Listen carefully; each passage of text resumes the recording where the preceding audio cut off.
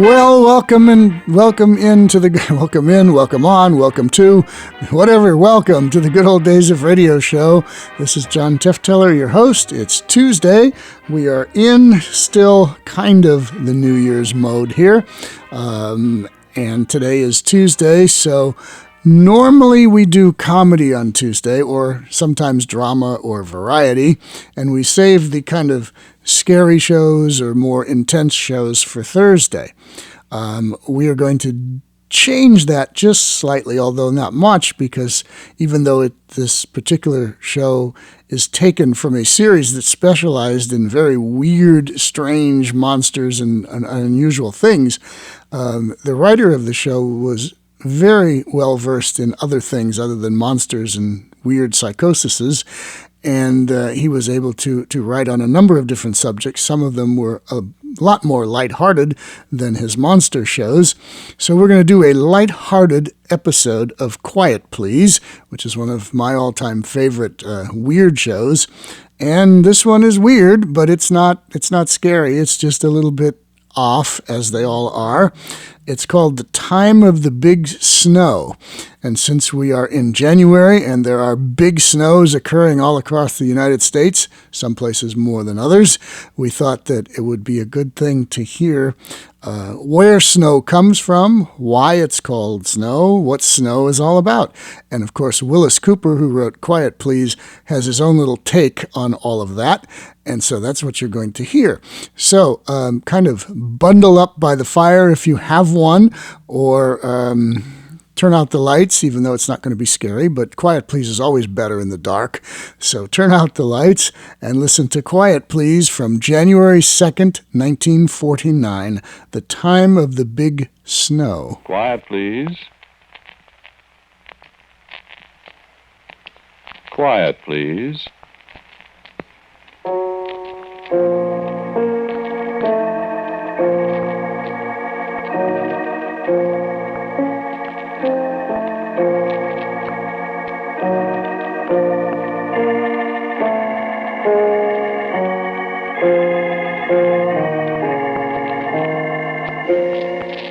The American Broadcasting Company presents Quiet Please, which is written and directed by Wyllis Cooper, and which features Ernest Chappell.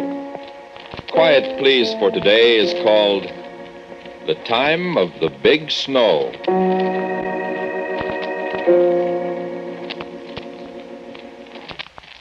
We were so small, and it was such a big snow. Wasn't it, dear? My, wasn't it?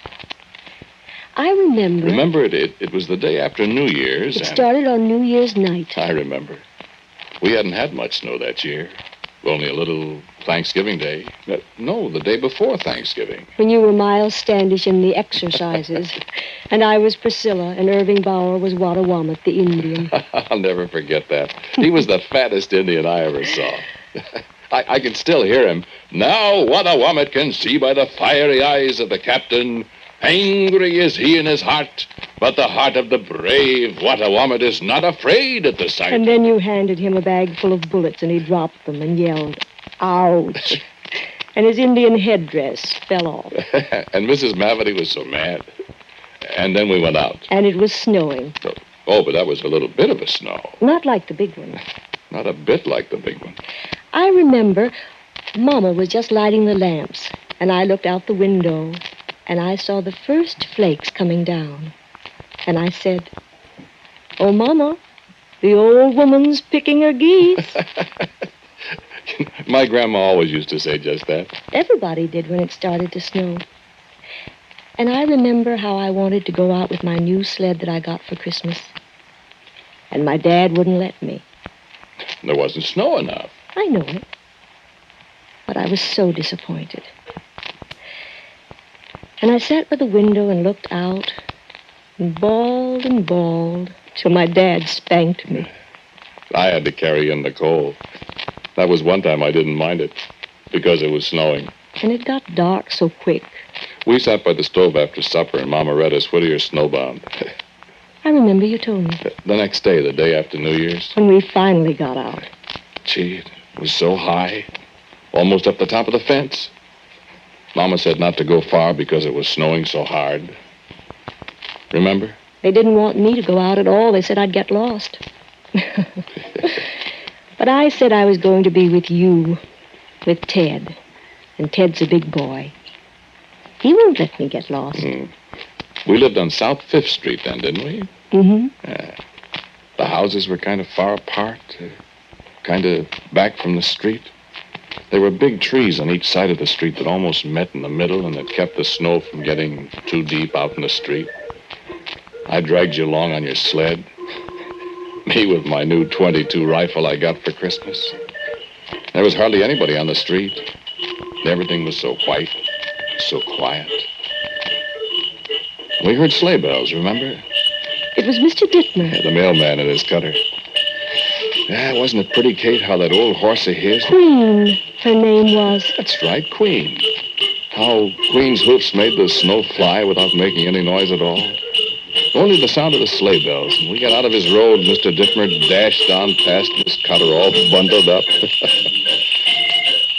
Yeah, it was cold, too, wasn't it? We were bundled up, too.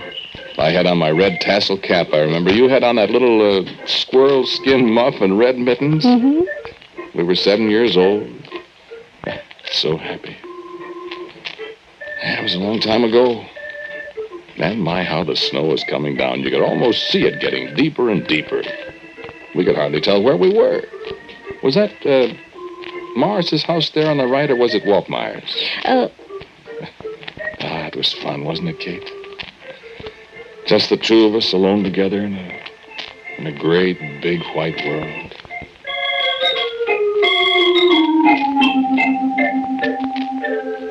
And then I began to get a little worried. The wind was starting to blow pretty hard. I couldn't see a thing. I turned around and called to you. I said, Katie, we better turn around and go back. Turn around and go back. What? I said we better turn around and go back. I can't see where I'm going. Scaredy cat? No, I'm not scared. Only we might get lost, and you know what? What? I don't want to get no spanking. Your mother won't spank you. Yes, she will. She said to stay right near home. Well, we're right near home. Yeah, but I don't know where. Well, there's Morris's house, then Waltmeyer's, then Reverend Bowman's, then there's Bolanders and Willie Jansen's and Judge Curran's. Only I don't know where I am. Are we lost? No, we ain't lost yet. But I want to know where we are. Let's go over to the sidewalk and look and see. Snow's awful deep over there. Well, if you can't pull us, let's do it. I'll get off and walk. You can help me pull it. All right. My, isn't this fun? Oh, I'm cold.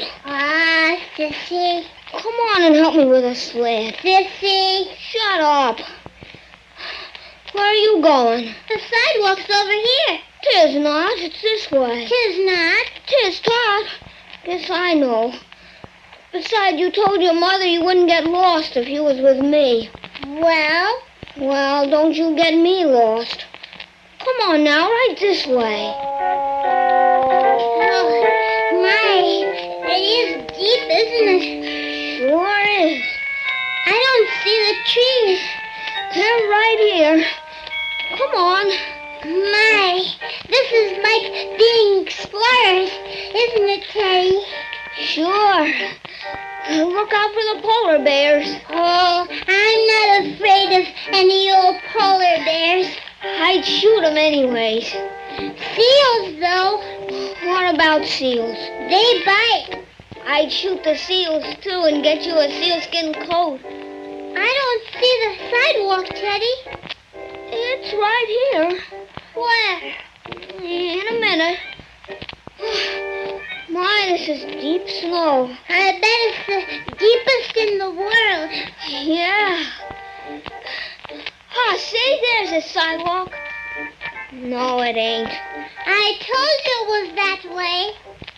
Come on, I know where I'm going. I'm cold.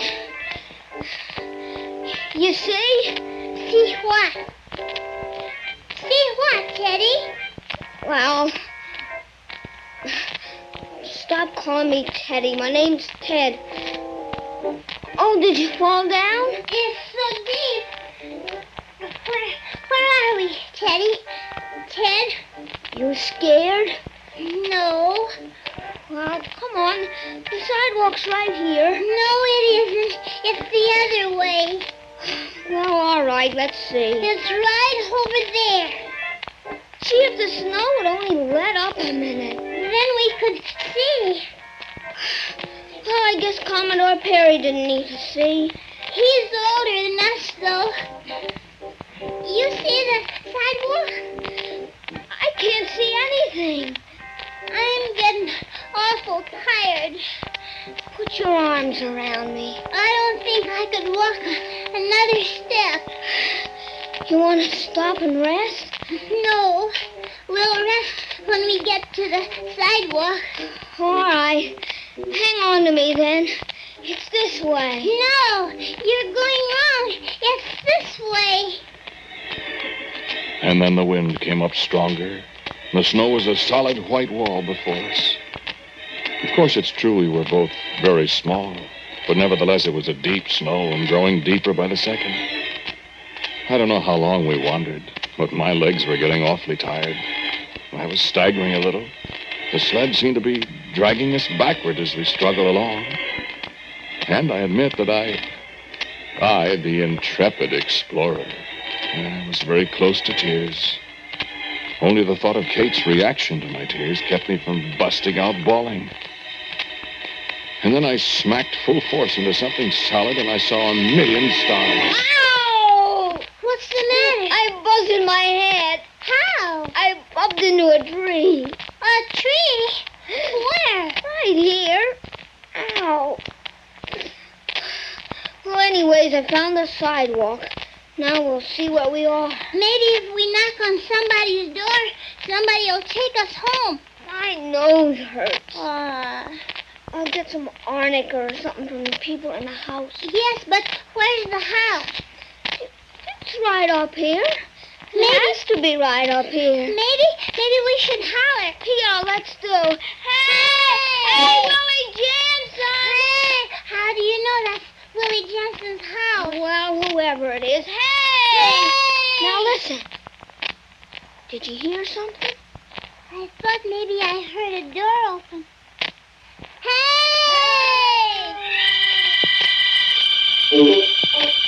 I never heard such a welcome sound in all my life. Did you, Kate? I should say not. I know what I thought of. A nice, great, big, red-hot stove and me sitting just as close to it as I could without bursting into flames. And steam rising up from our wet clothes. And the good smell of coffee and fresh baked bread coming from the kitchen. Yeah, and I thought about coffee, too, even though my mother never let me taste it. And I thought, maybe they'll have some oyster stew. Only it's kind of early in the day for people to have oyster stew. That's for tonight. But maybe a cup of cocoa. There'll probably be Albert Morris or Willie Jansen or Edith Bolander to help drink the cocoa, eat the oyster stew if they have any. I tell you, I just crashed my way through the snow toward the sound of that voice we'd heard calling. And then suddenly Katie yelled, "I see the house." I see the house, Teddy. Hurry, hurry. I see it. I see it. Hurry, hurry. Whose house is it? I can't tell. Oh, here's the steps. Hello? Hello? There isn't anybody, Teddy. Why, they went inside, silly.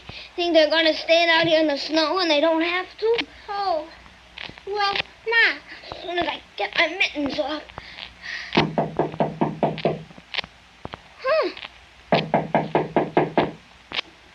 Maybe they went into the other room. Why, the door's open. Come on. Well, but... Come on, we can't stand here all day, I guess.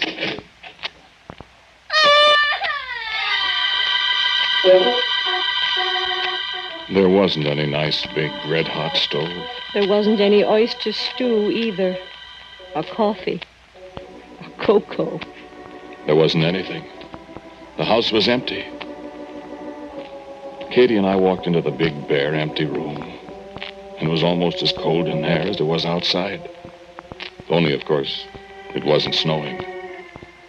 But now we could hear the sound of the snow on the windows. That soft little padding sound. The sound you wouldn't hear ordinarily. It was louder than the beating of our hearts. And we just stood there. Katie was still sniffling. And I admit I didn't feel much like Commodore Perry. Because the house was empty, you see. And there wasn't an empty house anywhere on South 5th Street. Morris's and Walt Myers and Reverend Bowman's, Bolanders and Willie Jansen's and Judge Kern's. But no empty house. Where are we? And I couldn't think where we are at all.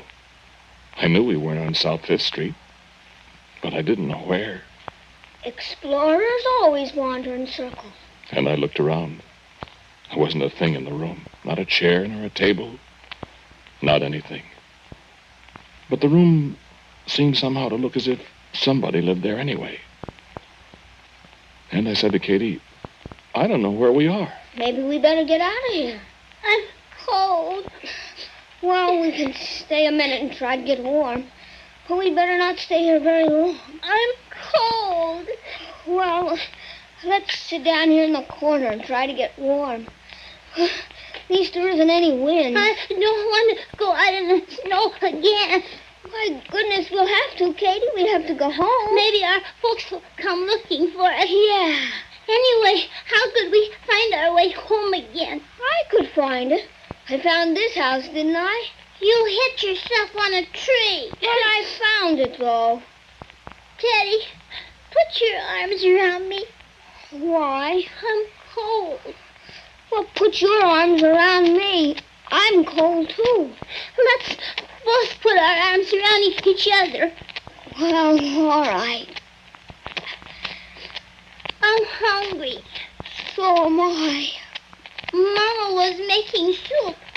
I'll stop at your house when we go back. Maybe your mother will give me some. I sure wish we had some now. Well, stop thinking about it. I sure wish I could. I want to go home. Oh, shut up. No, I won't shut up. I want to go home. Katie, listen. We can't go home while it's snowing so hard. Well, when'll it stop snowing? I don't know. When the old woman finishes picking her geese, I suppose. Who was that? Well, I guess it's somebody coming looking for us. You see? Oh, Teddy. Be still. Act brave if it's your dad. I'm brave. Who is it? I'll see who it is. Hello? Oh. I thought I heard somebody calling. Was it you children? Yes, ma'am. Yes, ma'am. Well, you're all right now, so stop squalling. I'm not squalling. I'm just cold. Huh. Well, sit down. We're cold. Are you? So am I. Excuse me, ma'am. We got lost and we don't know where we are. Why, you're in my house. Yes, ma'am. But we don't know you, I mean. Is this South 5th Street? No, it isn't. Where are we? You'd be surprised, children. I want to go home. Well, you can't go home right now, Katie. So you and Teddy might as well come along and help me with my work. Well, Don't you want to? well, what kind of work, ma'am? Why, I'm picking the feathers off my geese. Well, sir, you know what? There was another room. And there were, well, it seemed like 1,000,000 white geese stacked up out there. And she put us to work without another word. Did you ever pick geese? Or pluck them, or whatever you call it in your part of the country? Geese almost as big as yourself? Geese that didn't specially want to be plucked? I guess not. But we did, Katie and me. Didn't we, Kate? My, we certainly did. And it was so cold. But she was a nice old woman, wasn't she, Teddy? Don't call me Teddy. My name's Ted. And it got dark, and there wasn't much light, and we just sat there on the floor, picking the geese, and the old woman talked to us so nice.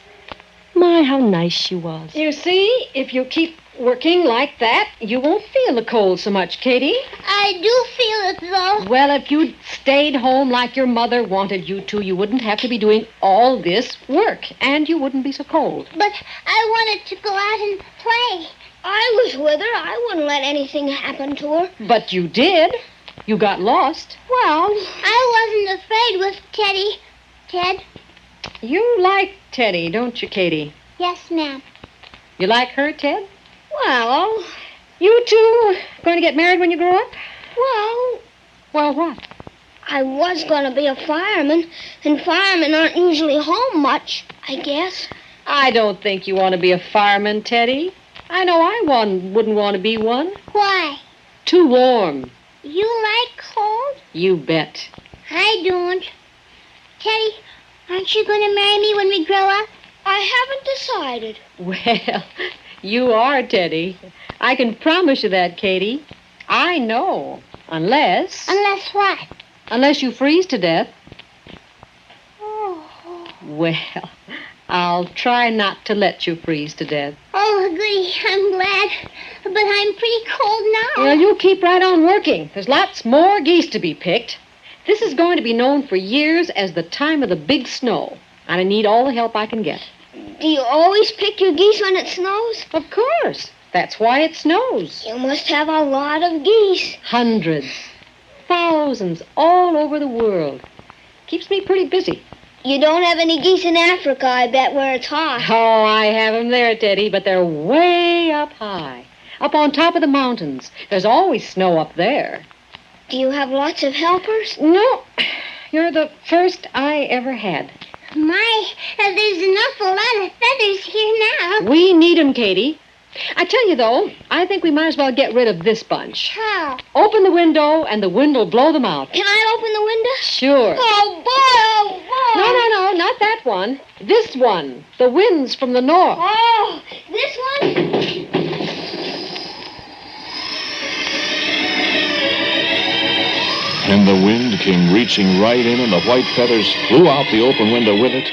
Katie and I gathered up great armloads of the feathers and tossed them out the window and laughed as the wind whirled them high in the air. They seemed to multiply. The air was full of white flurries again in the dusk outside. We laughed some more, and the old woman laughed with us. My gracious. We did that just in time, didn't we? It had pretty near stopped. You know what? I bet we're the first people that ever helped it snow. Are we, ma'am? You certainly are, children, and you're doing a very good job of it. I don't know but what I'll have to call on you again to help me. Not till we get warm, though. Well, I've handled it pretty well all by myself all these years, so... You've been doing it a long time, ma'am? Ever so long. 2 years? Longer than that. 10 years? 20? Why, I've been doing it ever since... Well, just ever since. Have you got a name? Oh, yes. Would you tell us? Well, when I lived on that mountain in Greece, they used to call me Demeter. I was pretty important then. And then the Indians, they called me Nokomis. Nokomis? Mm-hmm. Why, you're Hiawatha's grandmother. Why, of course. Where do you suppose I get all these geese? Hiawatha's a fine hunter. My. Do you have any more names? Oh, yes. Up in the Northland, they called me Freya. And the Japanese people call me Amaterasu. Why, I've got more names than you can shake a stick at. And all I do is pluck geese. Oh, close that window, Teddy, will you? My. Oh, sure. Don't you ever get cold, Mrs. Demeter? I'd rather be called Nokomis. No, I never get cold. Gee, I do. Well, you should have stayed home. You think I'll get a spanking when I get home? No, I don't think so, Katie. I think I could promise you won't. Well, then, I'm glad we did get lost and found this place. So am I if I don't get a licking. Gee, it's getting dark, isn't it? Yes, and I must go outside and get some more geese. Have to keep working, children, you know. Yes, but I'd like to go home, please. Oh, plenty of time for that, Teddy. We've got work to do. My mom always gives me a nickel if I work hard. Do you earn many nickels, Teddy? Well, Not very many, really. Well, I haven't got any nickels. Yes, ma'am. And you mustn't hint, you know. No, ma'am. But I'll give you something, Teddy, for all the work you did. And you too, Katie. What? You'll see. I'll be right back. I'm kind of scared, Teddy. I am too, Katie. What do we do? I don't know. I'm tired, too. Should I put my arms around you, Katie? Yes, please. I'm getting so sleepy and so cold, Teddy. Don't go to sleep. You'll freeze. I can't help it. I have to go to sleep, Teddy. No, don't, please, Katie. Well, you tired out? I'm so sleepy. You too, Teddy? I'm not very sleepy. Why, you poor kids. You worked so hard. You just go to sleep. No, we'll freeze. No, you won't. I'll cover you up with feathers. They're so cold. They'll be nice and warm. Soft, downy, warm feathers. Here. Put your head on Teddy's arm, Katie. That's it. Now, these nice fat geese with lots and lots of nice, soft feathers. Lots and lots of nice, white feathers. Go to sleep, Teddy and Katie. You said maybe you'd give us something for all the work. Why, of course. I gave my little grandson gifts. Here, Teddy. Here, Katie. Now, go to sleep. Thank you. Thank you, Nicomas. Kiss me goodnight, Teddy. Well, wipe your nose.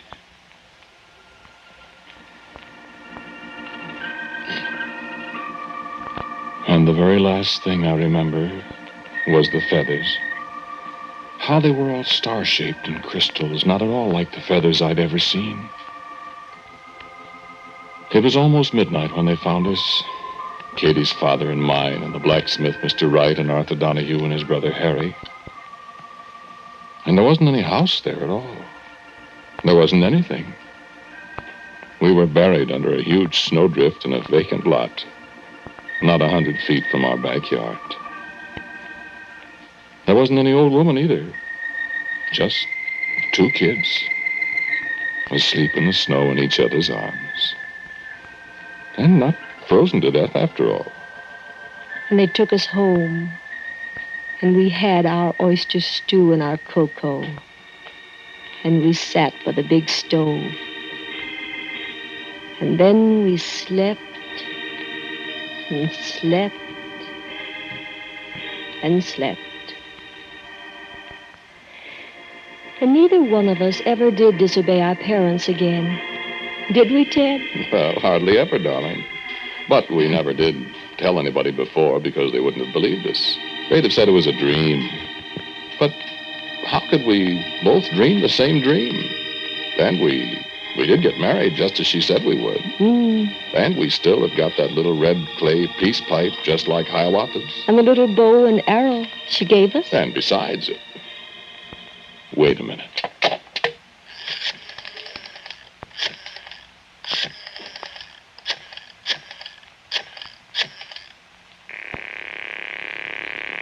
States Weather Bureau forecast for January 2nd, 1949. 5:30 p.m. Temperature 36 degrees. Humidity 62%. Barometer 29.8. Tonight, considerable snow somewhere. Tomorrow, snow.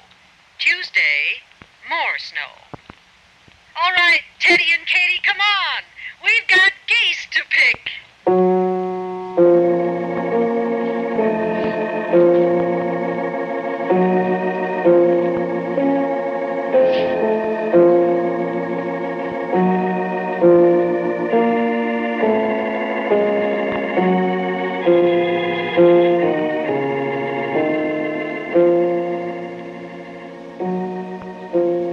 The title of today's Quiet Please story is The Time of the Big Snow. It was written and directed by Wyllis Cooper. The man who spoke to you was Ernest Chappell.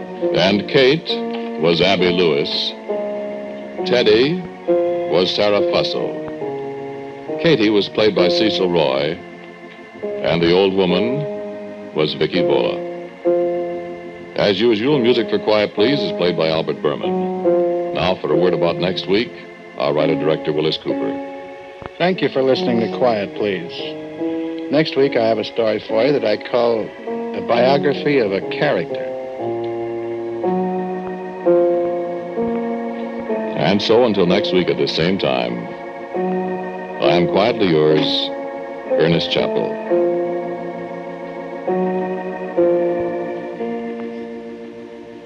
And now a listening reminder. Tonight, Drew Pearson analyzes the news and predicts future events for the year 1949. So be sure to hear Drew Pearson's exciting predictions tonight. This is ABC, the American Broadcasting Company. WJZ, New York's first station. WJZ, AM and FM. Okay. From the very fertile imagination of Wyllis Cooper, The Time of the Big Snow. All right, I have a question for you listeners. Has anybody out there ever heard the phrase, the old woman is plucking her geese, in reference to snow coming down? I'd never heard that before, but apparently, according to Wyllis Cooper, in the olden days, whenever that was, and remember this is 1949, in the olden days, that's what people used to say when the snow was coming, that the old woman was plucking her geese.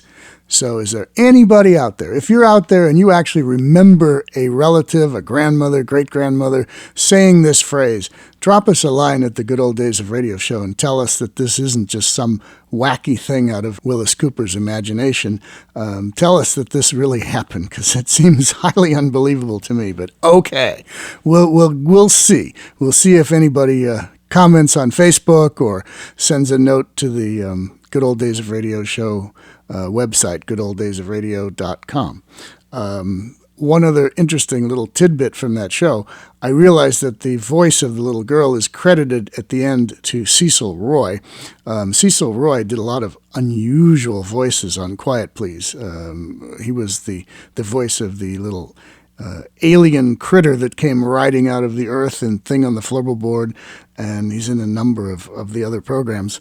When I hear his voice on this one, all I can think of is Marion Jordan playing Teeny on Fibber McGee and Molly. Marion Jordan did the voice of the little girl on Fibber McGee and Molly, and it's a dead ringer for this voice. But I realize it's not Marion Jordan, it's Cecil Roy. Okay, back on Thursday with Artificial Intelligence. We're almost to the end of that series, and then we have a great surprise series coming after that. And back next week with more comedy, drama, or variety. This one was kind of a fantasy slash, I don't know what you call it, but it's a very interesting show. I always like what Wyllis Cooper managed to come up with his creative and inventive mind. All right, back until we meet again. This is John Tefteller and the Good Old Days of Radio show. Thanks for listening.